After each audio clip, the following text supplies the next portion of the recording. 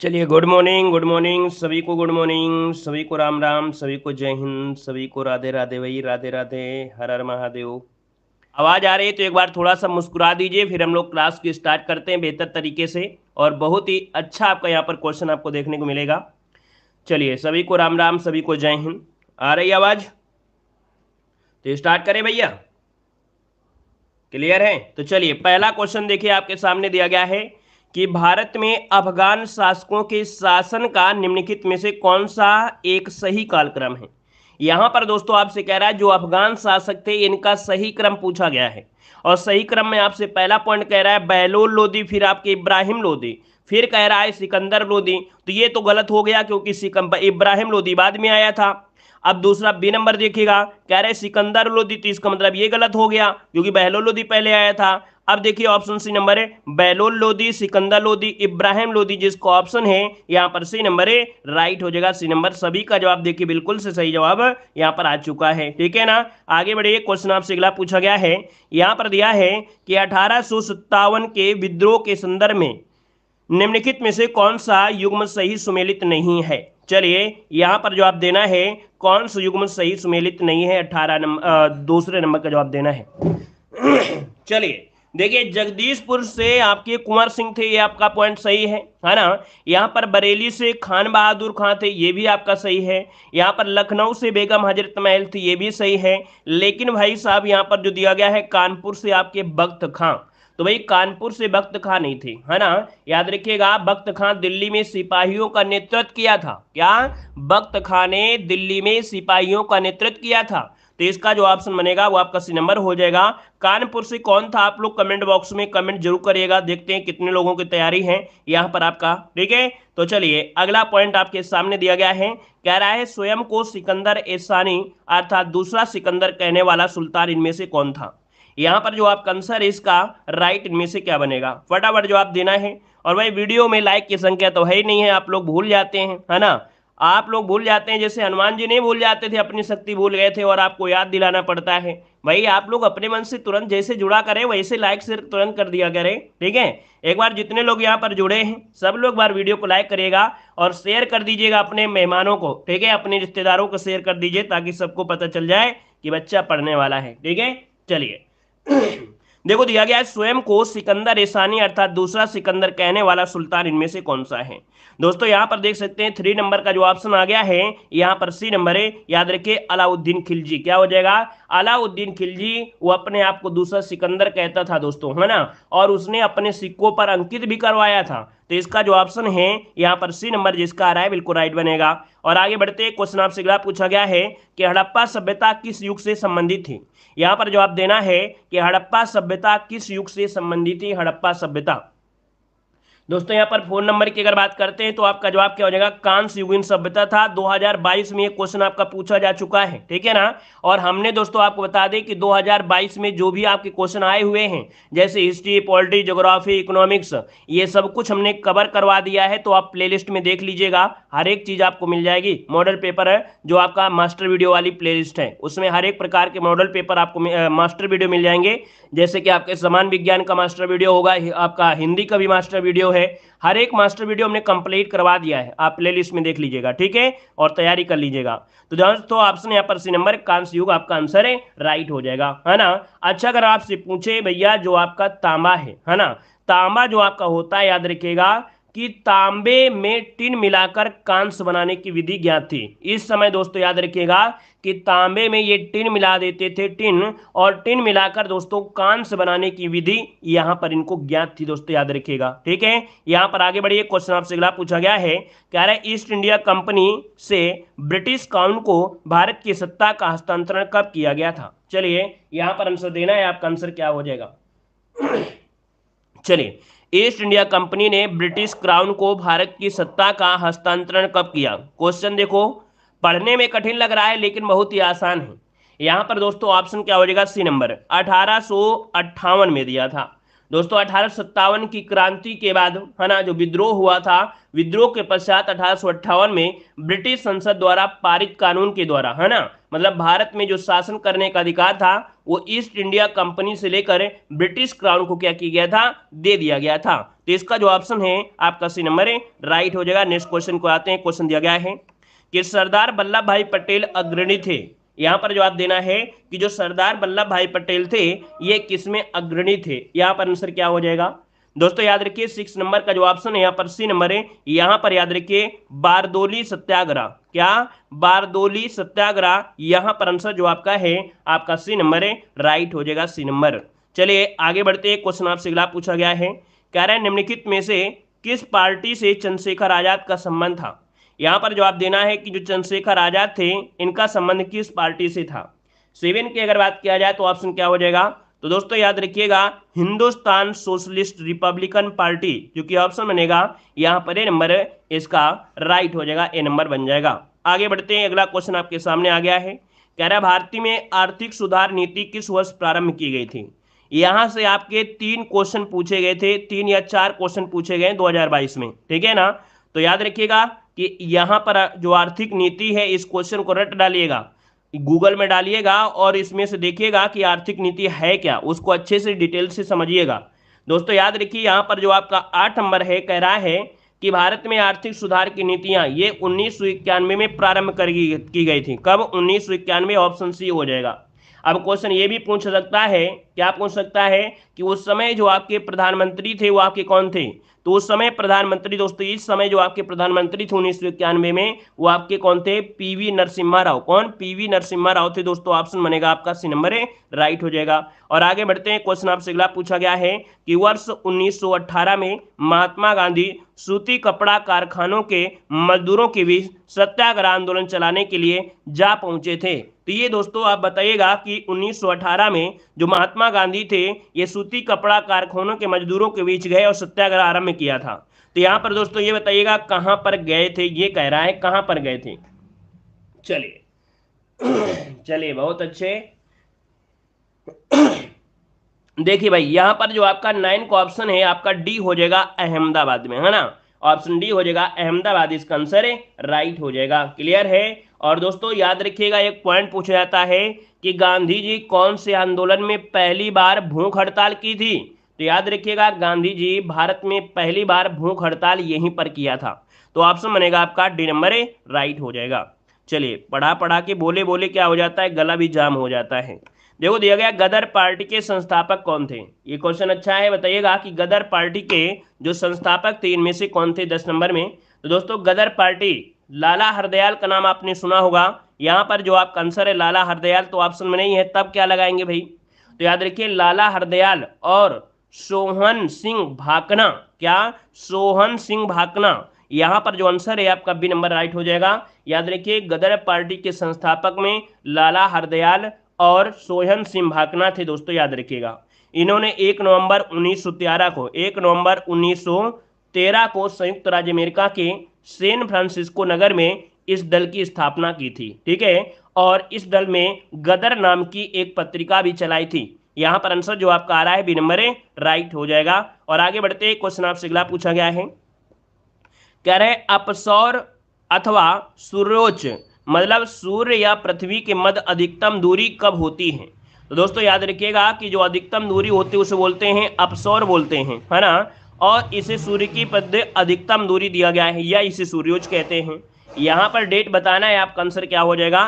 तो दोस्तों याद रखिएगा 4 जुलाई को जो सूर्य की दूरी होती है पृथ्वी से वो सबसे दूरी होती है।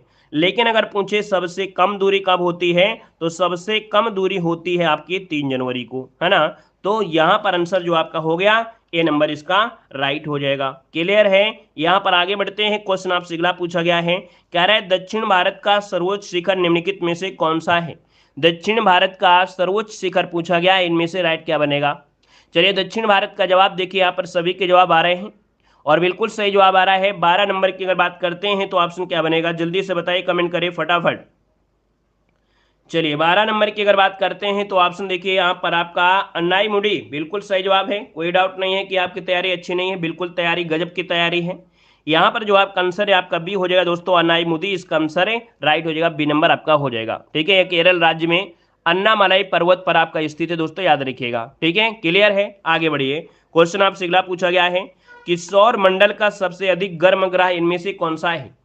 ये भी क्वेश्चन पूछा गया था प्रीवियस ईयर। दोस्तों कह रहा है सौर मंडल का सबसे अधिक गर्म ग्रह इनमें से पूछा गया है, और 13 का ऑप्शन में से क्या बनेगा। दोस्तों 13 की अगर बात करते हैं तो ऑप्शन में से क्या हो जाएगा, बी नंबर है दोस्तों, जो आपका शुक्र ग्रह है। कौन है, जो आपका शुक्र ग्रह है, ये सर्वाधिक गर्म है दोस्तों, याद रखिएगा। इसमें दोस्तों याद रखिएगा कि जो वायुमंडल है, इसका वायुमंडल है, वहां पर दोस्तों 90 से 95% क्या पाई जाती है, CO2 पाई जाती है, कार्बन डाइऑक्साइड पाई जाती है। और कार्बन डाइऑक्साइड अधिक होने के कारण यहाँ पर तापमान भी क्या होता है, अधिक होती है, और प्रेशर की स्थिति बहुत ज़्यादा होती है, इसलिए इसे प्रेशर कुकर के नाम से भी जाना जाता है। याद रखिएगा कि शुक्र ग्रह को प्रेशर कुकर के नाम से भी जाना जाता है, याद रखिएगा इस पॉइंट को। ठीक है, आगे बढ़ते हैं। क्वेश्चन आपसे अगला पूछा गया है कि निम्नलिखित में से किस राज्य की सीमा म्यांमार से नहीं लगती है। चलिए यहाँ पर जवाब देना है कि किस राज्य की सीमा म्यांमार से नहीं लगती है, इसका आंसर क्या बनेगा। और एक क्वेश्चन आपको यहां से देखने को जरूर मिलेगा। चलिए देखिए यहां पर म्यांमार से कह रहा है, तो भाई आप बताइए, म्यांमार की अगर बात कर लेते हैं तो आप देख पाएंगे कि यहां पर जो आपका म्यांमार है, इससे नागालैंड ये आपका संपर्क रखता है ना। यहाँ पर मिजोरम दिया गया है, और मिजोरम भी संपर्क करेगा, मणिपुर करेगा, लेकिन भाई मेघालय तो आपका यहाँ पर है, और जब मेघालय यहाँ पर है तो इसका मतलब है कि ऑप्शन क्या बनेगा, यहाँ पर आपका सी नंबर है, राइट हो जाएगा। सी नंबर जिसका आया है बिल्कुल राइट हो जाएगा। क्लियर है, आगे बढ़िए। क्वेश्चन आपसे अगला पूछा गया है, कह रहे पंपास चारागाह कहाँ पर अवस्थित है। पंपास जो आपके घास के मैदान हैं, चारागाह हैं, ये जो अवस्थित हैं, ये आपके कहाँ पर अवस्थित हैं। यहाँ पर 15 नंबर को ऑप्शन लॉक करना है। और पंपास घास के मैदान कहाँ मिलेंगे, आपके दक्षिण अमेरिका में। कहाँ मिलेंगे, दक्षिण अमेरिका में दोस्तों पाए जाने वाले ये आपकी घास की भूमि है और चारागाह है। ठीक है, आगे बढ़ते हैं। क्वेश्चन आपसे अगला पूछा गया है, यहाँ पर दिया है कि 20 सूत्रीय है ना, जो कि गरीबी उन्मूलन कार्यक्रम किस पंचवर्षीय योजना के दौरान चलाया गया था। चलिए यहाँ पर जवाब देना है कि 20 सूत्री जिसे हम लोग गरीबी उन्मूलन कार्यक्रम है, ये किस पंचवर्षीय योजना के दौरान चलाया गया था। आप लोग पंचवर्षीय अच्छे से तैयार कर लेना, वैसे हम आपको एक वीडियो स्पेशल आपको मिल जाएगा, है ना, तो उसके माध्यम से भी आप तैयारी कर लीजिएगा। यहाँ पर 16 नंबर का जो ऑप्शन है दोस्तों, सी नंबर हो जाएगा। याद रखिए, पांचवी पंचवर्षीय योजना। कौन सी, पांचवी पंचवर्षीय योजना, जो कि आपकी 74 से कब तक चली थी, 79 तक ये योजना आपकी चली थी, है ना। और इस पंचवर्षीय योजना के दौरान ही राष्ट्रीय न्यूनतम आवश्यकता कार्यक्रम भी प्रारंभ किया गया था। काम के बदले अनाज का भी प्रारंभ किया गया था दोस्तों, याद रखिएगा। ये पंचवर्षीय योजना बहुत ही महत्वपूर्ण है दोस्तों, याद रख लीजिएगा। ठीक है, और ये जो पांचवी पंचवर्षीय योजना थी, ये समय से पहले समाप्त भी हो गई थी, है ना। यहाँ पर आगे बढ़ते क्वेश्चन आपसे अगला पूछा गया है कि निम्नलिखित में से कौन सा कथन सत्य दिया गया है। यहाँ पर कौन सा कथन सत्य दिया है, 17 नंबर का ऑप्शन लॉक करना है।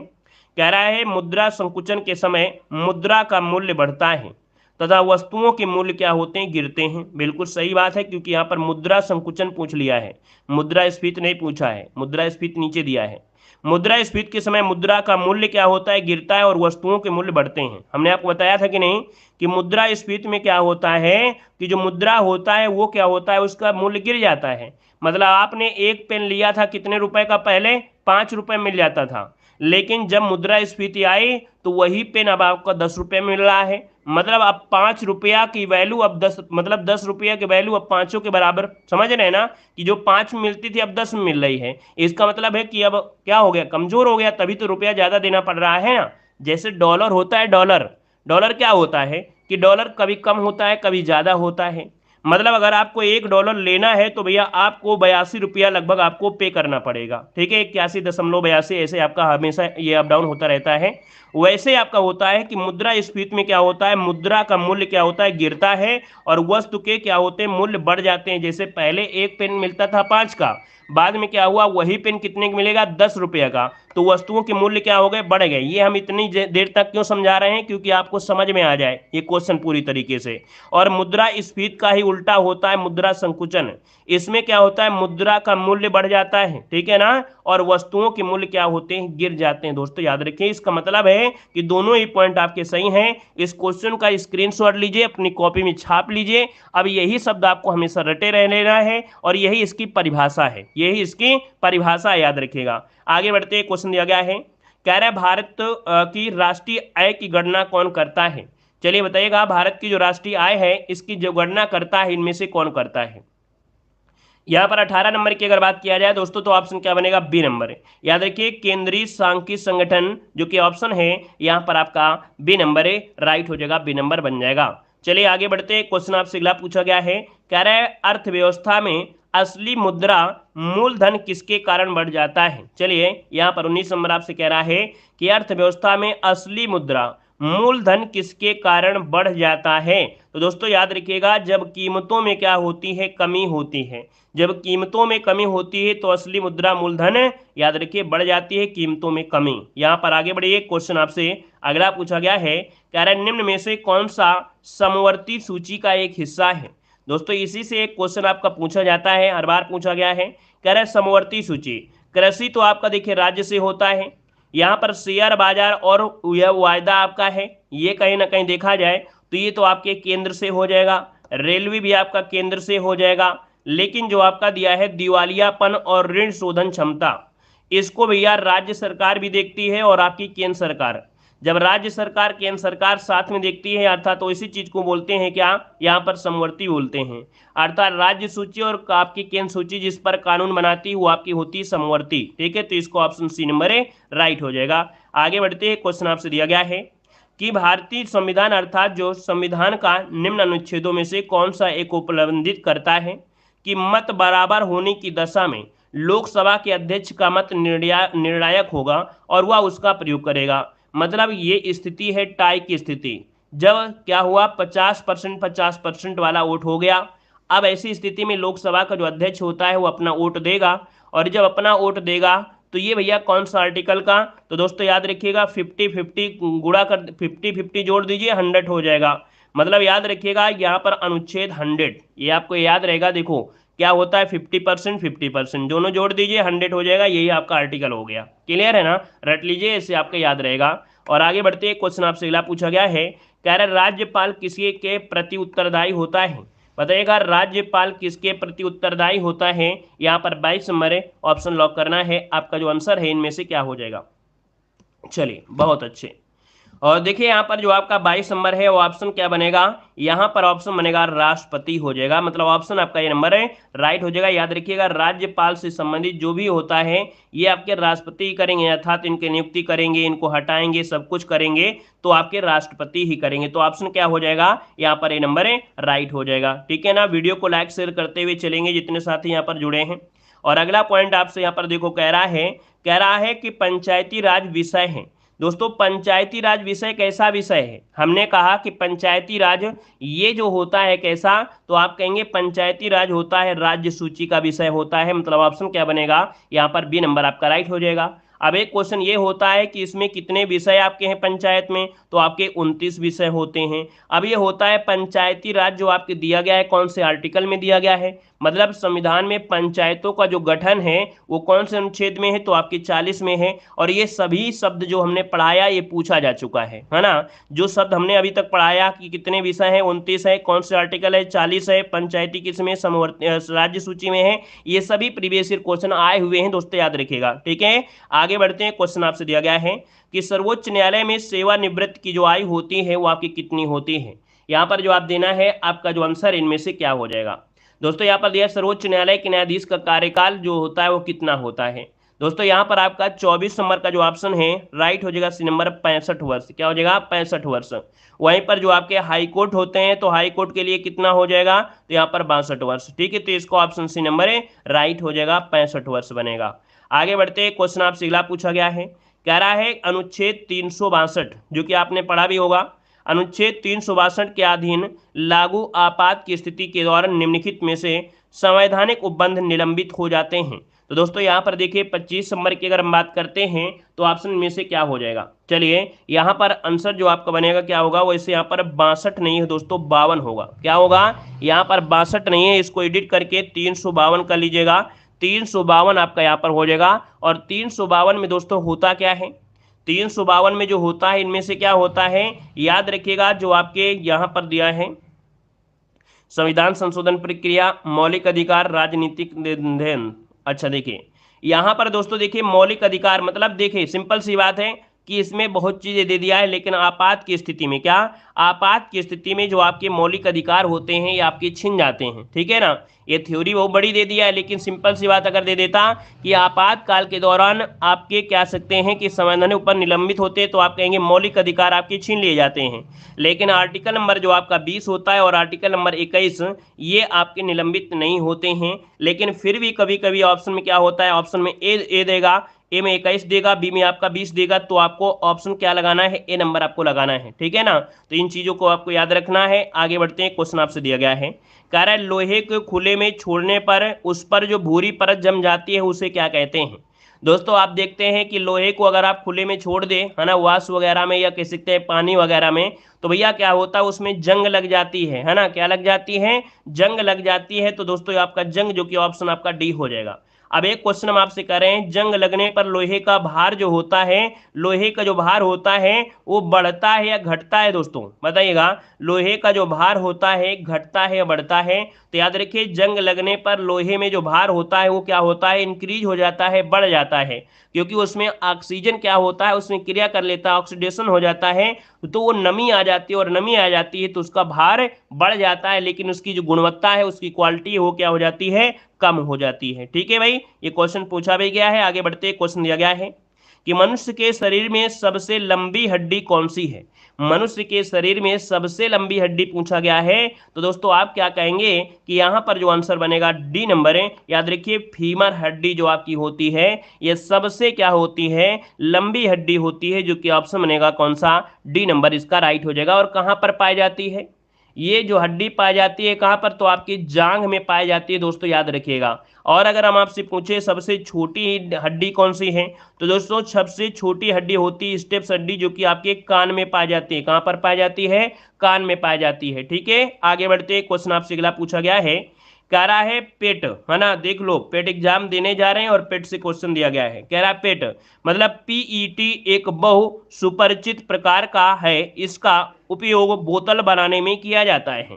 चलिए दोस्तों, ये क्या है, एक प्रकार का पॉलिस्टर है। क्या, ये एक प्रकार का पॉलिस्टर है। दोस्तों याद रखिए, बोतल बनाने में इसका प्रयोग करते हैं, मतलब ऑप्शन इसका आपको लगाना है सी नंबर, पॉलिस्टर लगाना है। ठीक है भाई, आगे बढ़ते हैं, क्वेश्चन आपसे अगला पूछा गया है, कह रहा है विटामिन बी का रासायनिक नाम क्या होता है। यहाँ पर बताइएगा विटामिन बी का रासायनिक नाम क्या हो जाएगा।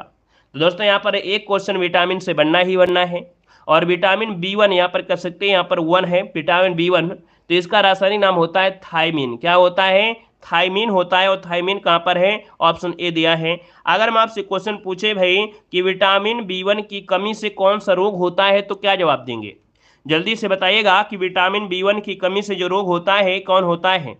ऐसे ही क्वेश्चन आपको पूछने को मिलेंगे, है ना। यहाँ पर दोस्तों बताना है कि आपका आंसर क्या होगा, कि विटामिन बी1 की जो कमी से रोग होता है वो कौन सा रोग होता है, यहाँ पर आंसर देना है।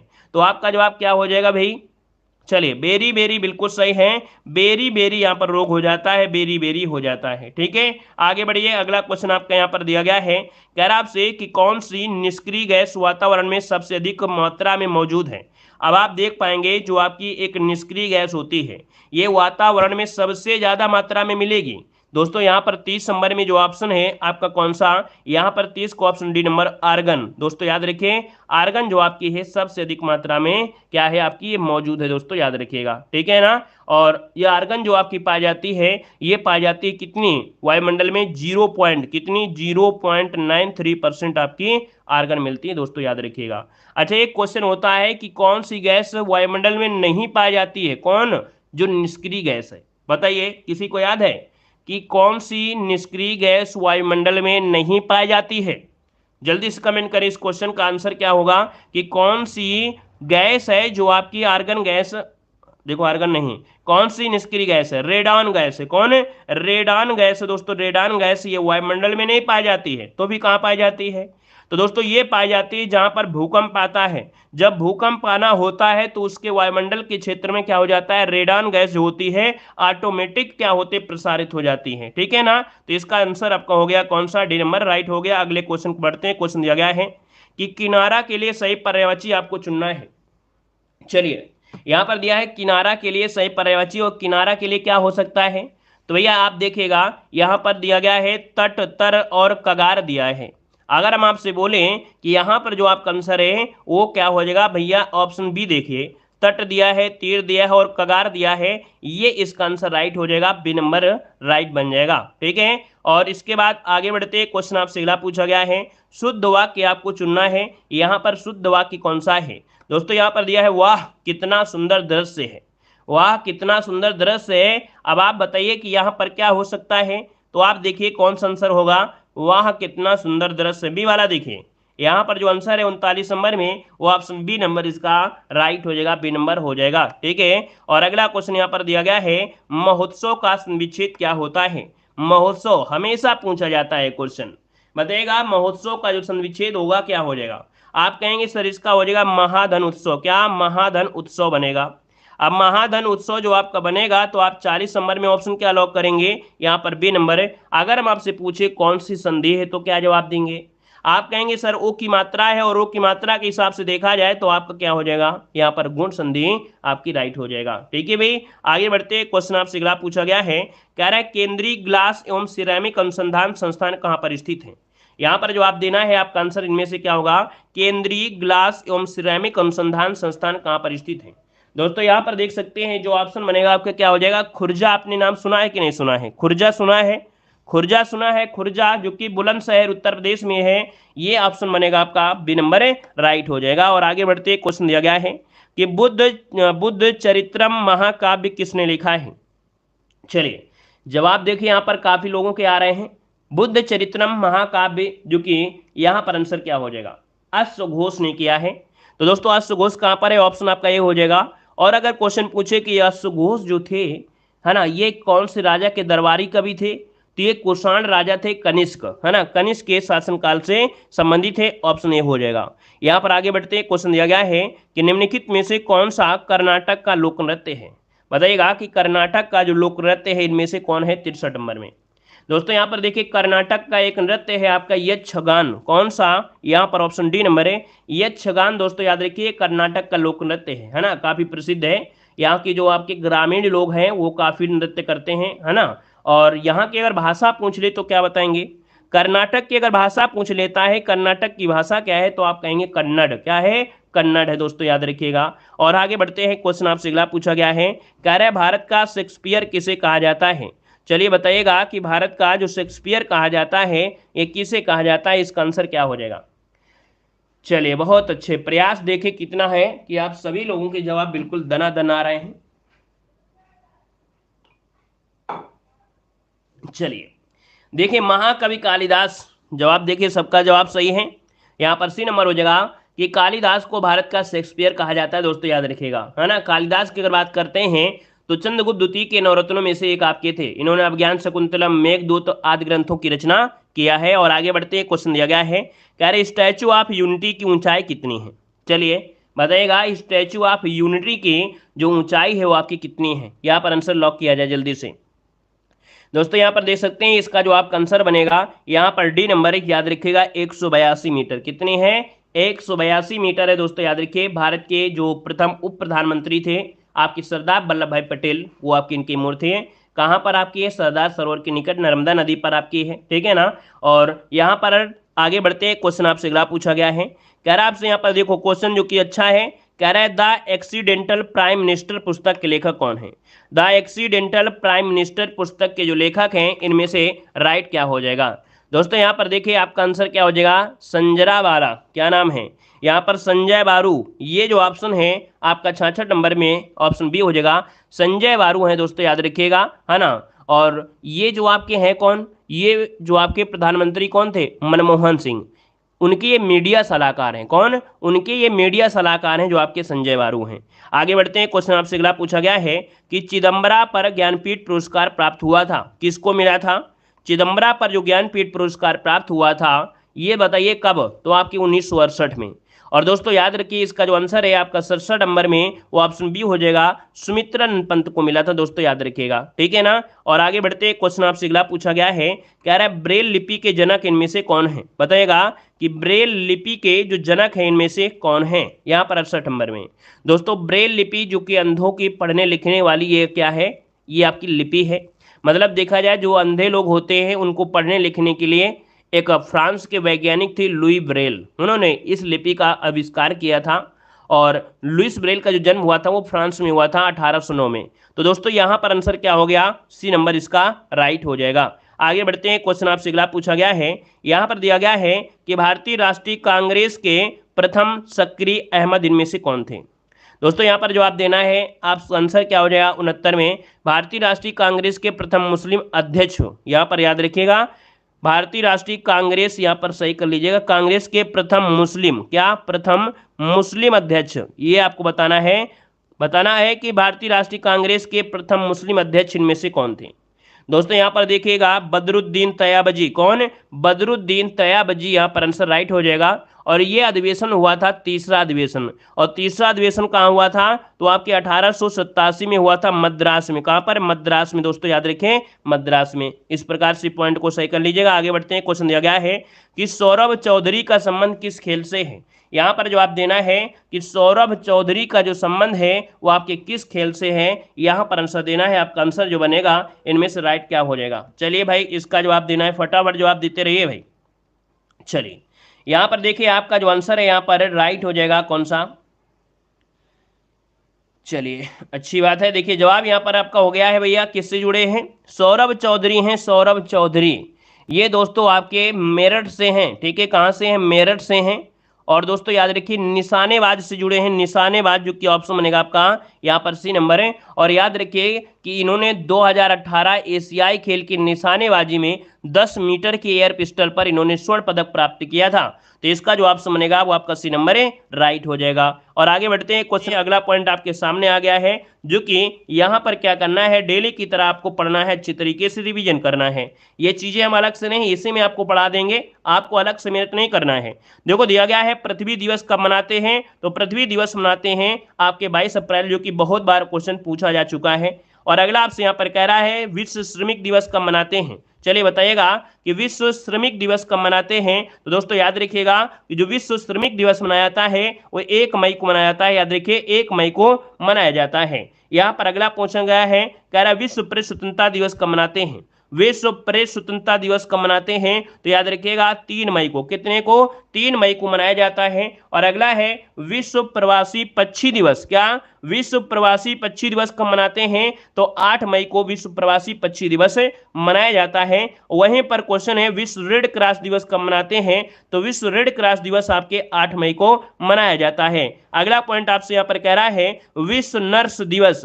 दोस्तों विश्व नर्स दिवस कब मनाते हैं, तो आपके 12 मई को मनाया जाता है। कब मनाते हैं, 12 मई को मनाया जाता है। और अगला पॉइंट आपसे कह रहा है कि आतंक विरोधी दिवस कब मनाते हैं। आतंक विरोधी दिवस कब मनाते हैं, तो आपके 21 मई को मनाते हैं। कब मनाते हैं, 21 मई को मनाते हैं। और अगला है कि जैविक विविधता दिवस कब मनाते हैं। जैविक विविधता दिवस कब मनाते हैं, 22 मई को।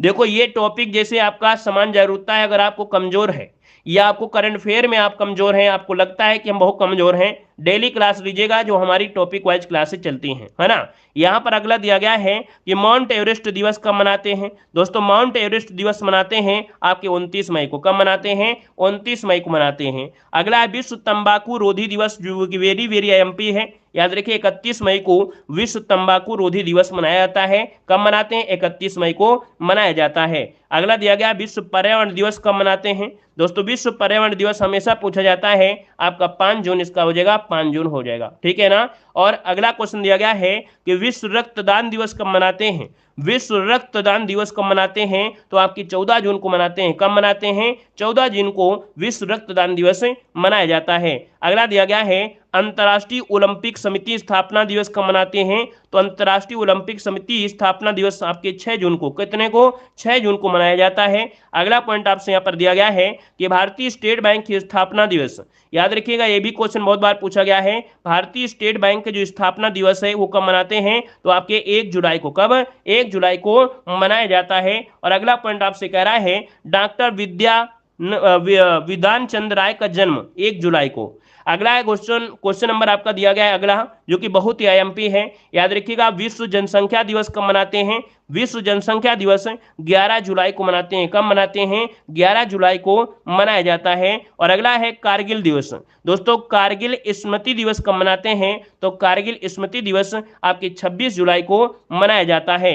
अगला है विश्व स्तनपान दिवस कब मनाते हैं? तो विश्व स्तनपान दिवस मनाते हैं 1 अगस्त को। कब मनाते हैं? 1 अगस्त को मनाया जाता है। और अगला है विश्व युवा दिवस कब मनाते हैं? तो विश्व युवा दिवस आपके 12 अगस्त को मनाते हैं। 15 अगस्त आप लोग जानते हैं राष्ट्रीय खेल दिवस। दोस्तों, राष्ट्रीय खेल दिवस आपको मनाते हैं 29 अगस्त को।